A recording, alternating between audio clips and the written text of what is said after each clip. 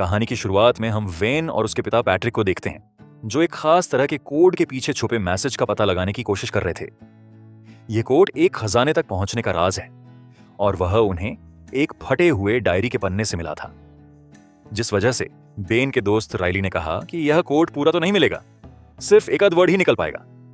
लेकिन बेन और उसके पिता ने ध्यान से सोचा तो उन्हें समझ आया कि उस क्लू में लिखा है लिबर्टी लेडी, जिसका फ्रेंच भाषा में मतलब कुछ कुछ स्टैच्यू ऑफ लिबर्टी जैसा होगा। अब दुनिया में 3 स्टैच्यू ऑफ लिबर्टी है, लेकिन जब क्लू फ्रेंच भाषा में है तो सबसे पहले वो पेरिस वाले स्टैच्यू को देखने पहुंचे। राइली ने ड्रोन की मदद से स्टैच्यू ऑफ लिबर्टी की जांच की, लेकिन तभी 2 पुलिस वाले उनसे पूछताछ करने पहुंचे। बेन ने उनका ध्यान भटकाया और राइली को स्टैच्यू ऑफ लिबर्टी पर कुछ लिखा हुआ मिला। उसने जल्दी से फोटो खींच ली और फिर उन पुलिस वालों से ही उसे ट्रांसलेट करने को कहा। इन लाइनों में उन्हें इंग्लैंड की रानी के खास टेबल के बारे में पता चला, जो सिर्फ दुनिया में 2 ही हैं। उनमें से एक तो इंग्लैंड में ही है, लेकिन दूसरा रानी ने अमेरिका को तोहफे में दे दिया था, जो अब व्हाइट हाउस में मौजूद है। लेकिन आखिर यह डायरी का पन्ना आया कहां से और उन्हें कैसे मिला? हमें यह बताने के लिए कहानी पीछे जाती है। यह बात है साल 1865 की। उस समय अमेरिका में सिविल वॉर खत्म हुए सिर्फ 5 दिन हुए थे। एक दिन जॉन और साइलस नाम के 2 आदमी थॉमस गेट्स के पास आए। थॉमस मुश्किल से मुश्किल पहेली को सुलझाने में माहिर था। जॉन की डायरी में एक कोड लिखा था और वह चाहता था कि थॉमस इस कोड की सच्चाई पता लगाए। इस कोड के नीचे उसे सुलझाने का एक सुराग लिखा है, वह कर्ज जो हर इंसान चुकाता है। कुछ देर बाद साइलस ने जॉन से कहा कि तुम अपना जरूरी काम पूरा कर लो, तब तक मैं यहीं पर इंतजार करता हूं। हो सकता है थॉमस कोड का पता भी लगा ले। जॉन ने साइलस की बात मानी और वो फोर्ड थिएटर बिल्डिंग में गया। वहां वो प्रेसिडेंट इब्राहिम लिंकन को मारने जा रहा था। गोली चलने की खबर से सभी लोग चौंक गए और थॉमस को पता चल गया कि जो आदमी उसके सामने था वह एक देशद्रोही है। थॉमस को अब तक यह भी पता चल चुका था कि डायरी का कोड एक खजाने तक पहुंचने का रास्ता है, एक मैप है। अब वह नहीं चाहता था कि यह खजाना गलत हाथों में पड़े, इसलिए थॉमस ने डायरी का वह पन्ना ही फाड़ के उसे जला दिया। लेकिन साइलस को पता चल गया और उसने जल्दी से इस कागज को जलने से पहले बचा लिया और थॉमस गेट्स को मार डाला। इस बात को अब काफी साल बीत चुके हैं और अब थॉमस का परपोता बन गेट्स काफी सारे लोगों के सामने अपने परदादा की कहानी सुना रहा था, ताकि उन्हें एक देश प्रेमी शहीद की तरह याद किया जाए। लेकिन वहां बैठे एक आदमी ने बन की कहानी को झूठा बताया और कहा कि थॉमस गेट्स ने ही साइलस और जॉन को अपने पास बुलाया था ताकि वह इब्राहिम लिंकन की हत्या का षड्यंत्र बना सके, और सबूत के तौर पर उस आदमी ने वह आधा जला हुआ कागज का टुकड़ा दिखाया। बेन ये कहानी सुनकर हैरान रह गया और उसने उस आदमी से कहा कि मुझे इस कागज की जांच करवानी है पूरी। दरअसल मिच नाम का यह आदमी साइलस का पड़पोता है और जांच पूरी होने के बाद यह साबित हो गया कि यह कागज उसी डायरी का टुकड़ा है। बेन को अब भी यकीन नहीं था कि उसके परदादा ने प्रेसिडेंट को मारने की कोशिश की थी, इसीलिए वह उस टुकड़े की ओर अच्छे से जांच करना चाहता था। बेन और उसके पिता पैट्रिक अब इस बात से काफी परेशान है, लेकिन मिच के पास जो सबूत है उसे झुकलाया तो नहीं जा सकता। मिच की यह पूरी कहानी गेट्स परिवार का नाम डूबा सकती है, इसीलिए बेन ने कसम खाई कि वह यह साबित करके रहेगा कि उस डायरी में लिखा हुआ कोड एक खजाने को ढूंढने का रास्ता था, प्रेसिडेंट को मारने का कोई प्लान नहीं। बिना वक्त गवाए बेन अपने दोस्त राइली से मिला, जिसने अब किताबें लिखना शुरू कर दिया था, लेकिन उसकी किताब कुछ खास बिक नहीं रही थी। उसकी फरारी को भी सरकार ने इज्जत कर लिया था, क्योंकि उसके पास अपना टैक्स भरने तक के पैसे नहीं थे। बेन ने अपने घर का सिक्योरिटी कोड पता लगाने के लिए राइली की मदद मांगी, क्योंकि बेन का अपनी गर्लफ्रेंड एबीगेल से ब्रेकअप हो गया था, जिसके बाद एबीगेल ने बन को घर से बाहर निकालकर घर का कोड बदल दिया। अब बेन ने मौका देखकर एबीगेल का एम्प्लॉय कार्ड चुरा लिया। एबीगेल म्यूजियम में एक बड़ी पोजीशन पर थी और इस कार्ड से वह एबीगेल के ऑफिस में घुसकर रजिस्टर देखना चाहता था, लेकिन इससे पहले बेन अपना काम खत्म करके निकल पाता। एबीगेल वहां आ गई और उसने बन को पकड़ लिया। पकड़े जाने पर बेन ने एबीगेल को अपनी सारी परेशानी बताई और उसे कहा कि वह उस डायरी के पुराने टुकड़े की एक बार जांच करना चाहता है। एबीगेल उससे गुस्सा तो थी, लेकिन फिर भी वह बन की मदद करने के लिए मान गई, क्योंकि बेन ने कहा था कि इसके बदले में तुम्हें जो चाहिए तुम मांग लेना। जांच करते हुए पहले तो उन्हें कुछ भी दिखाई नहीं दिया, लेकिन फिर एबीगेल ने देखा कि इस कागज के पीछे किसी तरह का कोड लिखा है। एबीगेल ने बताया कि कल इस टुकड़े को पूरी दुनिया के सामने पेश किया जाएगा और बन के परदादा को इब्राहिम लिंकन के खून की साजिश में हिस्सेदार भी माना जाएगा। एगेल की यह बात अगले दिन सच भी साबित हुई, जब मिच ने मीडिया में यह खबर छपवा दी कि थॉमस गेट ही इब्राहिम लिंकन के कत्ल का मास्टरमाइंड है। ये खबर जब FBI तक पहुंची तो पीटर, जो कि बेन का दोस्त है, इस बात पर भरोसा नहीं कर पाया। उसे लगा कि कुछ तो गड़बड़ जरूर है। यह मिच बिना बात के घड़े मुर्दे क्यों उखाड़ रहा है? थोड़ी जांच पड़ताल के बाद पता चला कि मिच पुरानी चीजों को खरीदता बेचता है। यह पता लगने पर तो पीटर को और धक्का लगा और वह सोचने लगा कि फिर इसने यह कागज बेचा क्यों नहीं, ऐसे म्यूजियम को डोनेट क्यों कर दिया, जबकि इस कागज के काफी अच्छे पैसे मिल सकते थे। पीटर समझ गया कि यह मिच की जरूर कोई चाल है और वह किसी बहुत ज्यादा कीमती चीज के पीछे है। अब कहानी वहीं पहुंच गई जहां से शुरुआत हुई थी। मैन उस कोट के पीछे का पता लगाकर पेरिस पहुंचा और फिर स्टैचू ऑफ लिबर्टी से उसे रानी के उस अनोखे टेबल का पता चला, जिसके बाद वह राइली के साथ जल्दी से लंदन पहुंचा। वहीं बन के पिता पर हमला हो गया, जिसके पीछे मिच और उसके आदमियों का हाथ था। मिच ने मौका देकर बेन के पिता के फोन का एक क्लोन बना दिया ताकि उसे वह सब कुछ पता लगता रहे जो जानकारी बेन अपने पिता को दे रहा है। उधर बेन और राइली चुपचाप क्वीन के ऑफिस में घुसकर उस अनोखे डेस्क के बारे में जानकारी पाना चाहते हैं। राइली एक जबरदस्त हैकर है, तो उसने काफी जल्दी सीसीटीवी कैमरास को हैक कर लिया और उनकी मदद से बेन को रास्ता बताने लगा। बेन अपना काम कर ही रहा था कि तभी उसे अचानक एबीगेल मिल गई। एबीगेल बेन की इस मिशन में मदद करना चाहती थी, लेकिन उसकी मदद लेने के बजाय बेन ने वहां जोर जोर से हल्ला करना शुरू कर दिया। पहले तो एबीगेल समझ नहीं पाई। बन ने अपनी गर्दन और कॉलर्स पर थोड़ी शराब भी लगा रखी थी ताकि दारू पी के शोर मचाने के जुर्म में गार्ड्स उसे अरेस्ट कर लें। हुआ भी कुछ ऐसा ही। गार्ड्स उसे अरेस्ट करके पूछताछ के लिए नीचे वाले कमरे में ले गए। यहां बेन के साथ साथ एबीगेल को भी लाया गया था। बेन का इशारा पाते ही राइली ने उस कमरे का दरवाजा खोल दिया। अब बेन और एबीगेल एक साथ मिलकर क्वीन का ऑफिस ढूंढने निकल पड़े। दोनों ने छुपते छुपाते किसी तरह क्वीन का ऑफिस ढूंढा और राइली दोनों को बाहर सीसीटीवी कैमरास की मदद से गाइड कर रहा था। आखिरकार इन दोनों को ऑफिस मिल ही गया। उन्हें वहां वो अनोखा डेस्क मिला जिस पर एक खुफिया कोड लिखा था। जैसे ही बेन ने इस कोड की पहेली को समझाया तो वह समझ गया कि यह कोई नॉर्मल टेबल नहीं है। यह एक तरह की तिजोरी है जिसे खोलने के बाद उसे एक लकड़ी का टुकड़ा मिला जिस पर बहुत से चिन्ह बने हुए थे। बेन समझ गया कि इसमें जरूर कोई पहेली छुपी है, तो बेन ने यह लकड़ी का टुकड़ा उठा लिया। उसी वक्त सिक्योरिटी ऑफिसर ने देखा कि बेन और एबीगेल वहां से गायब हैं और बाकी ऑफिसर भी इन दोनों को ढूंढने लग गए। राइली ने यह सब देख लिया और गार्ड का ध्यान भटकाने के लिए झूठा अलार्म बजा दिया ताकि वह दोनों आसानी से भाग सकें। महल से निकलकर एबीगेल, बेन और राइली ने इस पहेली को सुलझाने की कोशिश की, लेकिन कुछ ही पलों में बेन ने देखा कि मिच और उसके आदमी उन तीनों का पीछा कर रहे हैं। पता चलते ही तीनों वहां से भागे, साथ ही मिच और उसके आदमी उनका पीछा करने लगे। इसी भाग दौड़ के दौरान जब गाड़ी में बेन एक स्पीड कैमरे के पास पहुंचने वाला था तो उसने लकड़ी के फट्टे को अपने मुंह के पास रख लिया और गाड़ी की स्पीड बढ़ा दी ताकि फोटो आ जाए, क्योंकि उसके फोन का कैमरा खराब था। साथ ही राइली ने कैमरा सिस्टम को हैक करके वह फोटो निकाल ली। इसके बाद बेन ने वह लकड़ी का फट्टा पानी में फेंक दिया ताकि मिच और उसके आदमी उनका पीछा छोड़ दें। जल्द ही बेन अपने पिता के घर गया ताकि वह इस फोटो के इस्तेमाल से लकड़ी पर जो निशान बने हैं उनका मतलब जान सके, लेकिन पैट्रिक भी इसे ट्रांसलेट नहीं कर पाया। लेकिन पैट्रिक को पता था कि यह काम कौन कर सकता है। तुम्हारी माँ अपनी माँ के पास लेकर जाए इसे, वही पता लगाएगी इसके पीछे का राज। अब बेन अपनी माँ एमिली के पास जाने को तैयार हो गया और वह चाहता था कि पैट्रिक भी उसके साथ चले, लेकिन पैट्रिक ने कहा कि मैं उससे 30 साल से नहीं मिला। लेकिन आखिरकार बेन ने पैट्रिक को मना ही लिया। अगले दिन वह दोनों एमिली से मिले जो एक यूनिवर्सिटी में प्रोफेसर हैं। पहले तो पैट्रिक को देखकर एमिली का मूड खराब हो गया, लेकिन फिर अपने बेटे को देखकर वह थोड़ी खुश हुई। एमिली ने खुशी से इस पहेली को सुलझाने में बेन की मदद की, लेकिन इस लकड़ी में पूरी जानकारी नहीं दी गई थी।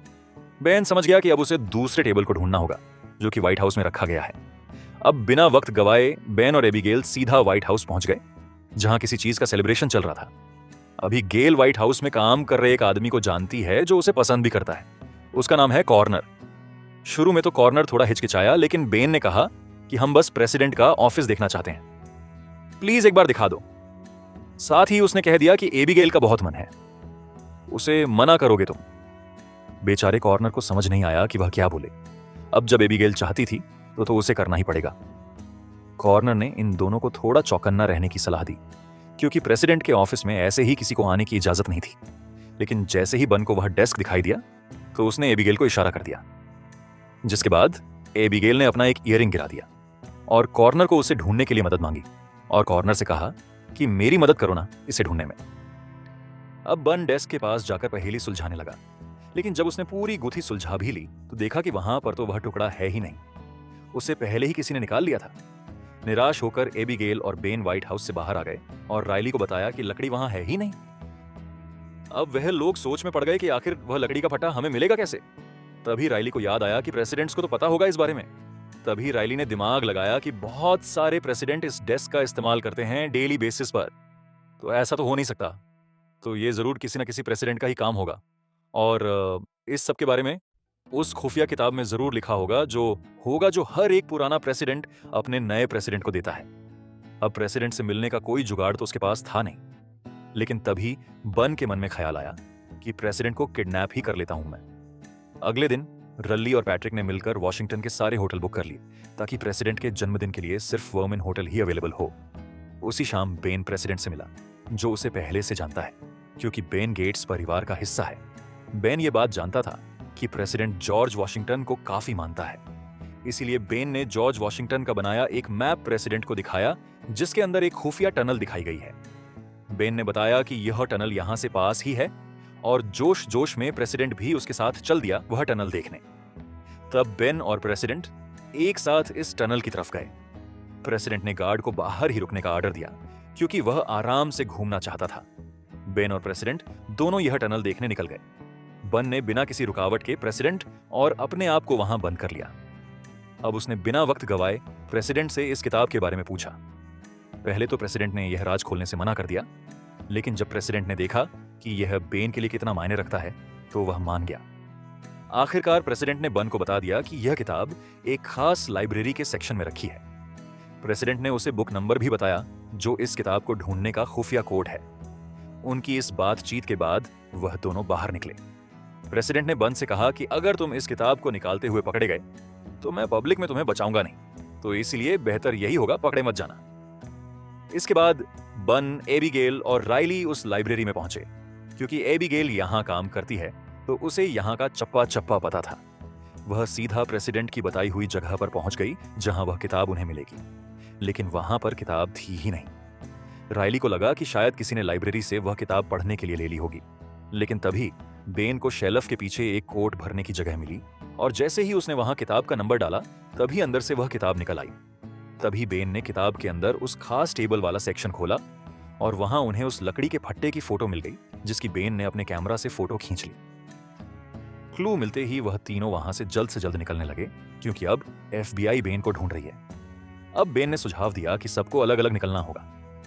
बाहर निकलते हुए एबिगेल पर पुलिस को शक हुआ, लेकिन वह किसी तरह बाहर निकल आई और जल्द ही बेन भी बाहर आ गया। तभी मिच को भी पता चल गया कि बन को वह क्लू मिल गया है क्योंकि उसने पैट्रिक के फोन को क्लोन किया हुआ था। तो जैसे ही बेन ने अपने पिता को वह फोटो भेजी, वो मिच के पास भी चली गई। मिच जानता था कि एमिली उस कोड को ट्रांसलेट कर सकती है, तो वह जल्दी से उसके पास पहुंचा। शुरुआत में तो एमिली ने उसकी मदद करने से मना कर दिया, लेकिन फिर मिच ने उसे बंदूक दिखाकर धमकाया कि तुझे और तेरे पति दोनों को मार दूंगा।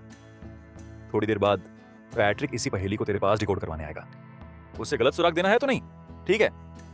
जब पैट्रिक एमिली के पास आया तो उसने वही किया जो मिच चाहता है, लेकिन एमिली को अपने बेटे पर भरोसा है कि वह खुद ब खुद इस क्लू को ढूंढ लेगा। अगले दिन मिच एमिली को माउंट रशमोर ले गया क्योंकि उस लकड़ी के फट्टे के हिसाब से खजाना वहीं कहीं है। लेकिन बेन और उसके दोस्त वहां पहले से ही पहुंच गए थे क्योंकि बेन ने खुद इस पहेली का पता लगा लिया था। जैसे ही मिच और बेन ने एक दूसरे को देखा तो मिच ने एमिली को जान से मारने की धमकी दी। इस पर बेन ने कहा कि देख, पुलिस मेरा पीछा कर रही है, अगर पुलिस यहां आ गई तो मेरे साथ साथ तुझे भी अरेस्ट कर लेगी।